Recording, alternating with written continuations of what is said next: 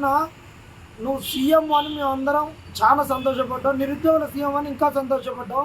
కానీ తర్వాత ప్రెస్ మీటింగ్లలో నేను గుంపు మేస్తిరినన్నావు. నిజంగా నీకు గుంపు మేస్తిరుకున్న లక్షణాలే ఉన్నాయన్న. ఈ గుంపులో కూడా దిమాగ్ లేనివాడు వచ్చి నీకు లీగల్ ఇష్యూస్ అని చెప్పిండు. ఏ పోషడికే కాదు చెప్పిండో ఇట్టనే అంటున్నాం, మా కడుపు కాలంటున్నాం. ఏ పోషడికే కాదు లీగల్ ఇష్యూస్ అన్నాడో ఆ లీగల్ ఇష్యూస్ ఏంటో చెప్పాలి. పుట్టిగా వేగ్గా లీగల్ ఇష్యూస్ వస్తాయంటే ఏంటి ఆ లీగల్ ఇష్యూస్? ఇవాళ ఎంతమంది జడ్జీలు ఉన్నారు, ఎంతమంది రిటైర్డ్ అయిన వాళ్ళు ఉన్నారు, ఎవరికి లేని లీగల్ ఇష్యూస్ ఎట్టొస్తున్నాయి? ఫస్ట్ నుండి చెప్తున్నాం, లీగల్ ఇష్యూస్ అని చెప్పేది ఓన్లీ బల్మూరు వెంకట్ ఒక్కడే. ఆ బల్మూరు వెంకట్ చెప్పిన నీ కాడికి వాళ్ళు వచ్చినా లెవెల్ వాళ్ళు వచ్చినా కూడా మాకు తెలుసు. వాళ్ళందరికీ చాలామందికి పదవులు రాలేదు, నీకు ఎదిరించి చెప్పలేరు, నిన్ను అన్న ఇది చేస్తే కరెక్ట్ అని చెప్పలేరు. అందుకు భయపడి చెప్పలేకపోయేసరికి గంగెద్దు గంగిరెద్దు ఇట్టని ఇట్లా అంటే ఏదైతే గంగెట్ల ఆటకాడు ఇట్టిట్టు తలకాయ ఉంటుందో అట్లా ఊపిరి నీ దగ్గర అంతే.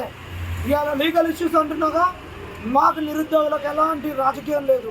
అయ్యాల బీఆర్ఎస్ వాడు మోసం చేస్తే కాంగ్రెస్ వాడి కాడికి వచ్చినాం, నీ బస్ యాత్ర చేసినాం, గెలిపించినాం. ఈరోజు మాకు నష్టం జరుగుతుంది. ఖచ్చితంగా ఎల్లుండి కేసీఆర్ అపాయింట్మెంట్ తీసుకుంటాం. ఆయన 2016లో 400 పైచీలకు పోస్టులు ఇస్తే మేము ఈ సరిపోవని అంటే సప్లిమెంటరీ నోటిఫికేషన్ ఇచ్చి దాదాపు 700 పోస్టులు పెంచిండు.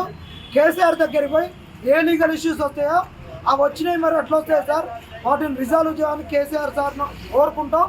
ఇక్కడ మళ్ళీ మీరు రాజకీయం చేయొద్దు, దయచేసి చెప్తున్నా.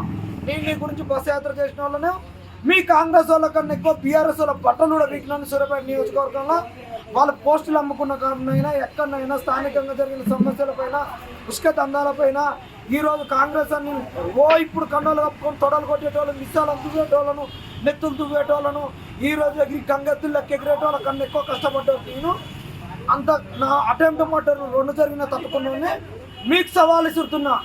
ఎవరన్నా legal issues under round table conference పెడదాం. అది అయ్యేంత వరకు కూడా మీరు కనుక అవాకు చవాకులు వెళ్తే ఏ బాగోదు. ఖబర్దార్, ఏ లీగల్ ఇష్యూస్ వస్తాయో అవి ఓపెన్ డిబేట్లోకి తీసుకురావాలి, పేపర్లో మీరు పబ్లిష్ చేయాలి, లేకుండా మీ సోషల్ మీడియా వేదిక మీద అవి పెన్ను పేపర్ పెట్టి రాసి పెట్టాలి. కానీ కుక్కలు బతుకున్నట్టే ఓడిపెడతారు లీగల్ ఇష్యూస్ అని బతుకునే మాత్రం ఉరికిచ్చిదంతాం. ఖబర్దార్, ఏమనుకుంటారో ఊరికే వేగంగా మాట్లాడతారా? మాకు తెలియలేదు, సోయలేక మిమ్మల్ని అడుగుతున్నావా? ఏది పడితే అది ఎవరు లేడని. ఖబర్దార్, ఖచ్చితంగా నిరుద్యోగులు అందరం కూడా కేసీఆర్ దగ్గర పోతున్నాం. కేసీఆర్ని ఇష్యూలో ఇన్వాల్వ్ చేస్తాం. కేసీఆర్ న్యాయ చిక్కులు ఏమవుతున్నాయో ఆయనతోటే పరిష్కరించాలని మేము